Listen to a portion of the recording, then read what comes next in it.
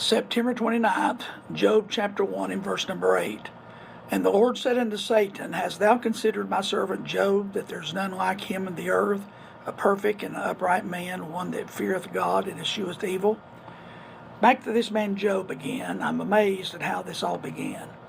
The story of Job is more difficult to understand now than when it was the first time I read it. There's just so many themes that we see as we study this book.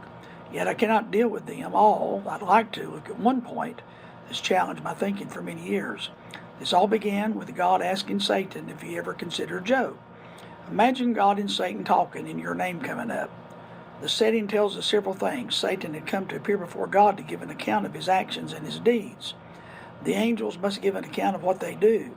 Even those who rebelled and fell out of heaven are still obligated to stand before God. God is still God over the rebellious angels. Herein is the basis for my study.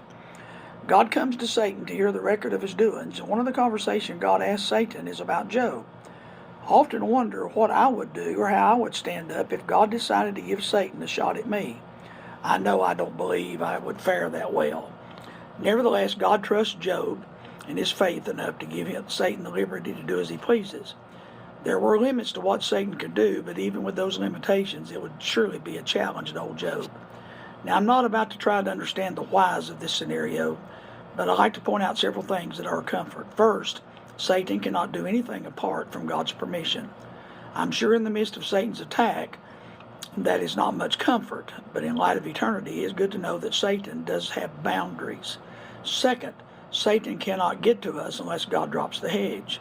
Now, he may tempt us and try to cause our hearts to fear, but to experience the kind of temptation and suffering that Job went through can only happen when God drops the hedge. Last, in the end, when this story is all over, God will keep every promise he makes, and even though we may not fully understand what God is doing, we will in the end bring glory to God through our suffering. The ways of God are difficult to understand, but all he demands of us is to trust him. God help us to do that.